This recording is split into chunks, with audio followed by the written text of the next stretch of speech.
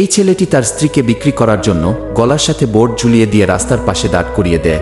তা দেখে এই ছেলেটি বলে, ভাই একটা কাজ করুন, আপনি আমার স্ত্রী রেখে দিন আর আপনার স্ত্রী আমাকে দিয়ে দিন, আর একজন আরেকজনের সঙ্গে স্ত্রী চেঞ্জ করে নেয়। এরপর এই ছেলেটি বলে, ভাই আপনার স্ত্রী কেন বিক্রি করছেন?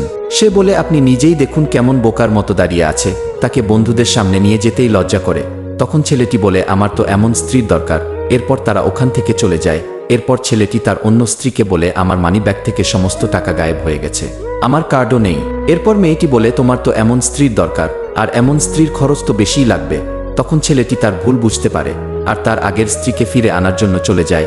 এরপর যা হলো তা দেখলে আপনাদের মাথা ঘুরে যাবে, কিন্তু তা দেখার আগে ভিডিওটি লাইক করে দাও, চ্যানেলটি সাবস্ক্রাইব করে দাও, আর এই ইমোজিটি সেন্ড করে ভিডিওটি কেমন লাগলো কমেন্ট বক্সে লিখে যাও।